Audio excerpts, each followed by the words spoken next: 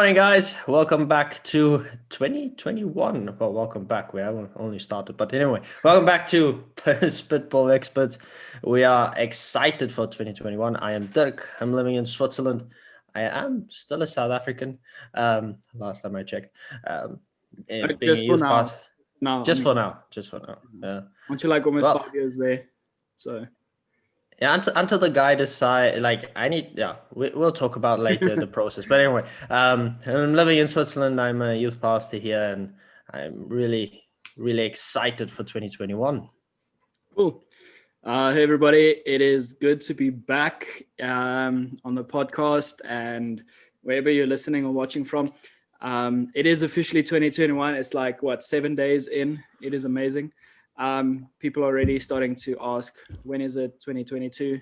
I don't know why. Whoa, Yeah. So, but that yeah, escalated guys, quickly.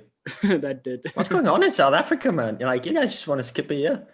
Yeah, we've got an interesting president, so we just want to skip ahead to the good No, stuff. blame the president for everything. Yeah.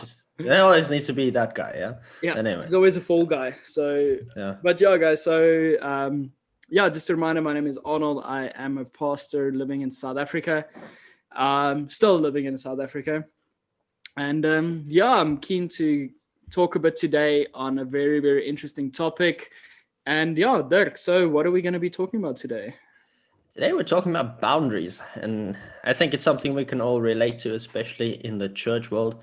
I think we are so used to people not keeping to our boundaries. And now we're not talking about, the country's boundaries where people can just jump over the fence Just like and come in, personal boundaries or something like that. Personal boundaries. I mean, it's good to have boundaries. I think today we're going to look at what it actually means. What is this word? What does it mean to have boundaries within a church context? As we both come from a church context, I think it would be good to chat about it, and maybe also just jump into what positive stuff can happen from it, and what's maybe the negative of this whole thing. So I'm excited. So Arnold, if you think of boundaries, except of white picket fences, what do you think about? Like, what does this word mean to you? This is going to be a typical dad joke, but I'm immediately thinking of cricket, like the boundary. Maybe you need to explain what cricket is. So for those of you that have no idea what I'm talking about, in cricket, if you don't know what cricket is, go Google it. But cricket is a sport where you hit a ball and you try to hit it far and get as many runs as you possibly can. Okay. That's how it differs from golf. Okay. In golf, you just hit it very far. That's how it differs from golf. I think golf is superior to cricket, man. You cannot put golf and cricket in the same bracket. Like, okay, then there's 11 people on the field doing nothing, and there's two guys just trying to hit the ball. So yes, anyway. There's a scoring system in cricket where obviously if you hit it over the fence, it's a 6. So it's 6 runs. So it's +6 for you. But if you hit it over what is known as the boundary on the field, it is like you play cricket in a circle type of a oval type of thing. So there's a boundary on the outskirts of this field. If you hit it over that is a 4. So I immediately just thought of that. I don't know why. Mm-hmm. But no. So when I think of boundaries, I think of something that doesn't happen. Something that personally I think a lot of people don't apply. And it's difficult to set a boundary to get to a place where you say, listen, I'm saying no for certain things. And actually standing on that. When it comes to church context, as you said, a simple boundary might be something of, listen, I am not able to work later tonight because I've already worked late the past 2 nights. For example, in our context, we're both married. We have got wives and family, or not families yet, but just wives.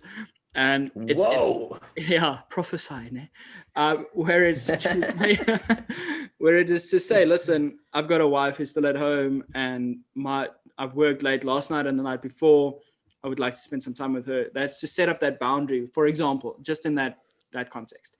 Mm-hmm. I think in church, you can get so sucked into church because it's a business of people. It's working with people. It's getting closer to people, journeying with people, that sometimes we can forget we've also got our own people if that makes sense. Yeah. Yeah, it makes sense, man. I think you touch on the heart of the topic. I think we violate each other's boundaries so often, Yeah. by just continuing with not really asking, hey, if do you just normal basic etiquette. I think, hey, do you actually have time to do this? Or we work with so many volunteers in church, and I think sometimes the expectation on these guys are so high. I mean, you still have an 8-hour job. Most people work 10 hours, some even more. Then they decide to still, hey, I still want to be active in church, still want to be a part of the body and invest in the body of Christ, and that's good, and always cool when people decide to do that. But it sometimes comes at a cost, which I think we as church leaders are not always aware of. Only when the proverbial paw hits the fan. When marriages go down the drain, when we see, man, maybe the kids would profit from their dad actually just staying at home, spending time with his family, or sometimes we just see people close to burnouts, and we wonder. And this is the thing that always gets me, is we always go, I wonder how it happened. When this sentence comes, it's like, yeah, well, you're oblivious to the guy that stands in front of you the last, let's say, 6 months. And I think it's an element of, we need to get involved in people's lives. We need to be good friends with people around us. We need to actually start building friendships with the people in our churches to help each other navigate this jungle of a world. Because, hey, people's jobs don't get easier. I just see it here where I sometimes look at the people and I think, man, this guy works a lot. He gets home, spends like an hour with his kids or with his family or with his wife, or just maybe he's single, and then he's at church again. It's like, whoa, like that's a lot. That's really a lot, and he doesn't even get paid for it. And I think that's why I think boundary violations is something that I feel is not talked about. Maybe it's like always in theory, because we're scared when people say no, then everything's just gonna funnel down a drain somewhere. But I feel like boundary violations is something that is really on my heart. I don't know how you feel about boundary violations.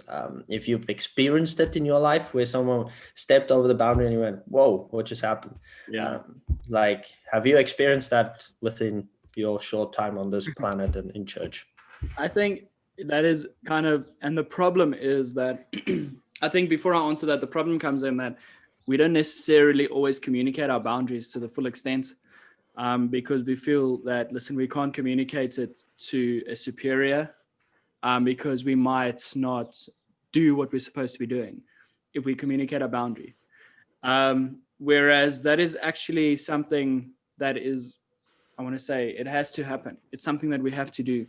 So I think, yes, sometimes I have felt like, listen, in my own just personal context of being in church and all of that, that my boundaries have been pushed, or rather they haven't been really taken into mind, or whatever the case is. But the problem comes in that I've never communicated my boundaries to the people in my church, just in my personal context. So it starts to become a question rather of not just what are my boundaries, but what are my priorities as well. So if I prioritize myself and my own growth, then I will be willing to promote or to tell someone, listen, this is my boundary. And I think that's a big mistake that I have made in my own context. But yeah, I don't know. What do you think? Just in your context, where you are. I remember the first time it was one of the first conversations I had with my then mentor, Dr. Dale, when I just started out. He was like, no one's going to create boundaries for you. You need to do it yourself, and you need to stick to them. Because otherwise people are just going to walk over you, and you're going to become a doormat for people, and they're not even going to notice it, and they're not per se going to mean it. But you need to set up boundaries, because otherwise people see sometimes, hey, this guy's a workhorse, we can just add, and it's not their fault. They just don't notice it because they're in their own world. And that's why I think it's important that we look out for each other. But yeah, so I think in my own context, it's a learning curve, you know. It's not something that happens overnight. Saying no is not easy, but it's a word that we need to learn. Um, we always hear about, yeah, you should just be a yes man, but I don't think that's always a good thing. I think there's a balance within it. I think the movie Yes Man is really a good example where it ends up really just going, hey, I'm saying yes to everything. It's not always working out the way I want it to be, and realizing, hey, life is balance.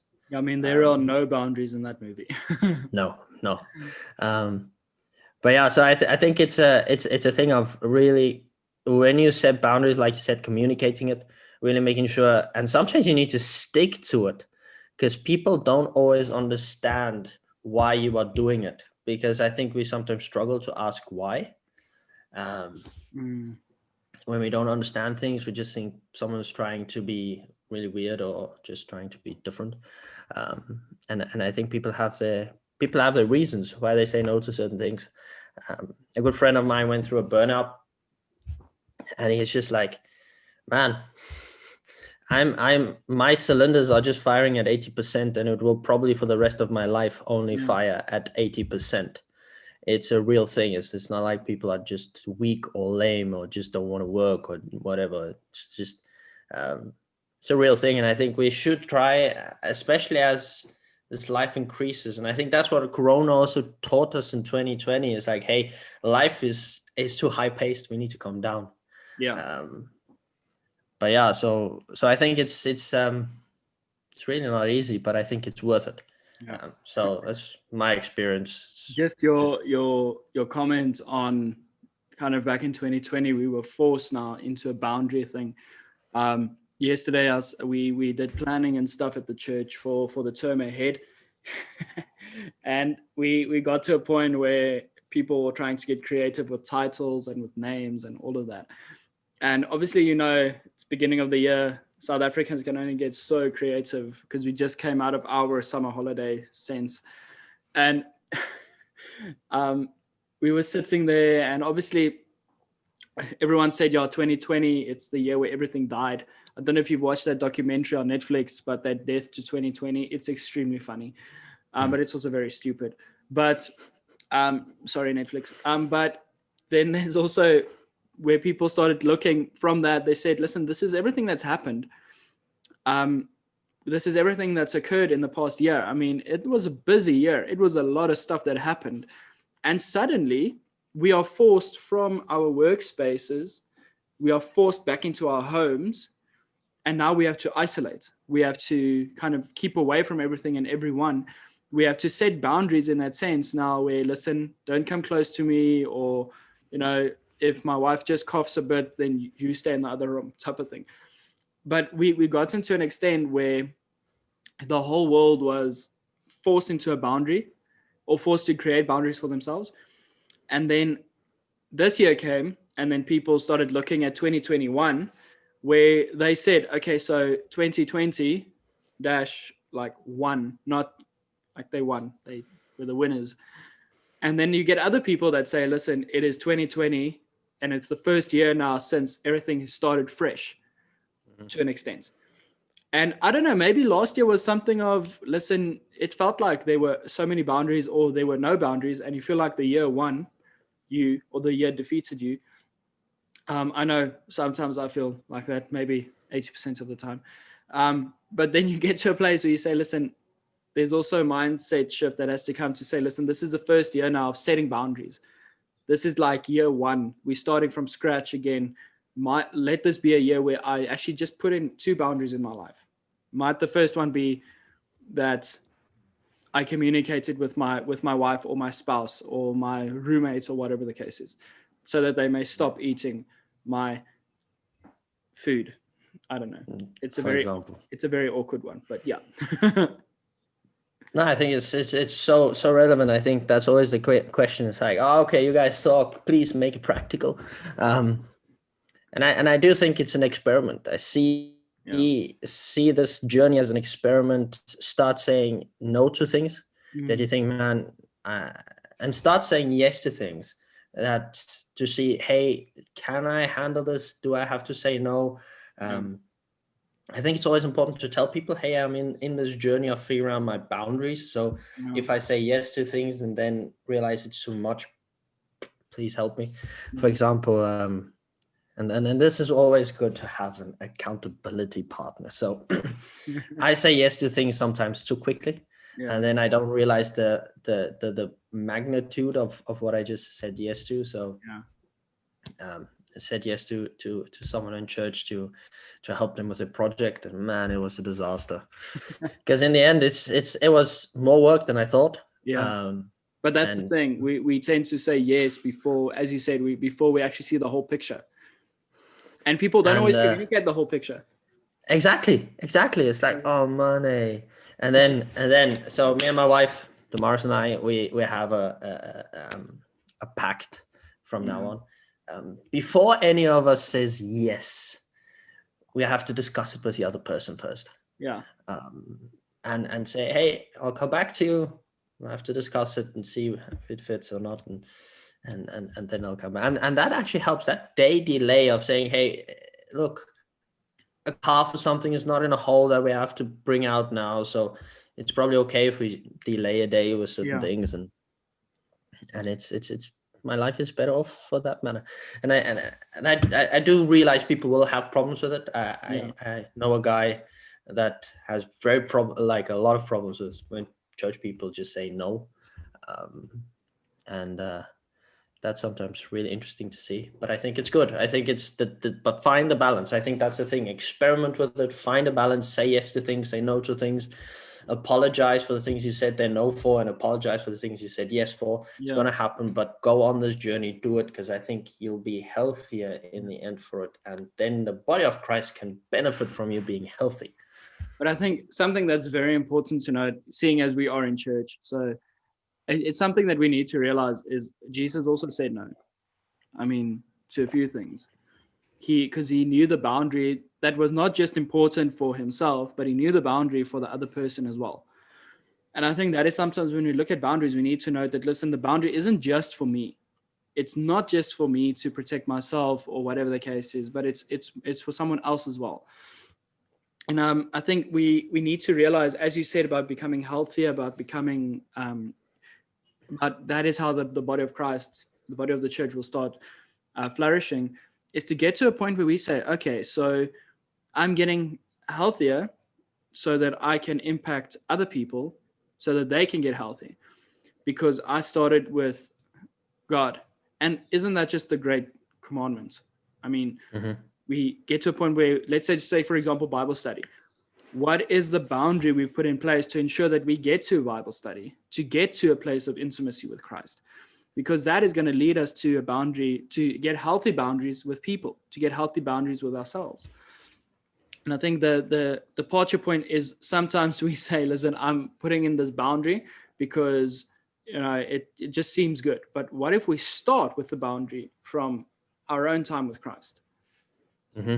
So, I don't know. I think that's a good idea. No, it's really a good idea to say, hey, listen, the time that I want to spend with Jesus is marked out. And I mean, he had time. I mean, the guy we are following sets boundaries. And now we come and think we know it better. We can do more. We can work more. The worst thing I heard was from a church leader that I love and adore. He's like, oh, I go on holiday. And then, like, I take 4 days holiday in my 2 weeks, and then the rest of the time I work. It's like, okay, what holiday is that? Don't you trust the people at your church to continue doing their job? I think that is a very important question. Sorry that I'm interrupting you, but that is a very important question: is do I not trust the other people, or do I not trust myself? I mean, trust your leadership. Trust that what you have imparted in your leaders is going to be enough for them to sort out the issues when you're not there. I mean, that is the whole key point of leadership, in my mind. But I think it's such a vast topic, and I think for 2021, if you need a New Year's resolution, start experimenting with boundaries and see how your life looks like afterwards. And I think you will be better off from it. If Jesus took time out to spend with his father in seclusion. Mm. Don't be a wise guy and think that you don't need that. That time with him to recuperate, refresh. We are human, we are fallible, we are weak beings, and we need a boatload of grace in all of this. So, Yeah. and have grace on other people that says no. Yeah. And challenge people if they say no constantly. That's my advice, or my practical advice. Yeah. No, I agree. I think just maybe one thought for me on that is when we speak on boundaries, when we get to a place of saying, listen, this is the boundary in my life, this is where I'm at in my life, is sometimes we feel we need to push the other person's boundaries so that they may grow. But it's not our place to do that, because they never asked us to do that. They never asked us to say, listen, let's say, for example, my wife and I are on this journey, and she says, listen, she's got this boundary in her life, but she would like to push this boundary every now and again just to grow a bit. Then sure, I can go and I can push this boundary of her. But if she never communicated that with me, it is not my place to push this boundary, just because I want that person to get to a point. And I think that's very important to note, just in our own lives, to say, listen, but I've got a boundary in my life. Can you respect that boundary? Because this means something to me, because I'm facing something right now. Yeah. This is the boundaries in place for a reason, not for you to kick her down just so that you can save the day, but the boundaries in place for you to know, listen, I'm dealing with something, and when the time is right, I will invite you in. And then from there, we can carry on. I think that's a good way, as a good place to leave it. I think don't violate each other's boundaries.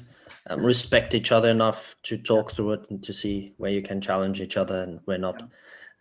I think it's a good place to leave this. I think keep the conversation going, guys. Hey, and if you've got any questions, whatever, just let us know. So, Arnold, I thought something we can do is for the listeners to get to know us a little bit better. I have a question for you. All right. It's an off-the-cuff question. Okay. So, Arnold, can you please tell us where you studied theology? At the same place you studied theology, Dirk. I studied theology at a place called ATS. It is formerly known as the TK, or the TC rather. It's the Auckland Park Theological Seminary. It is based in Johannesburg, very, very close to the University of Johannesburg. So that is where I studied. Yes, cool. Yeah. And how long have you been in Doxydale? What year is it? This year, August will be 6 years. So it is 5.5 years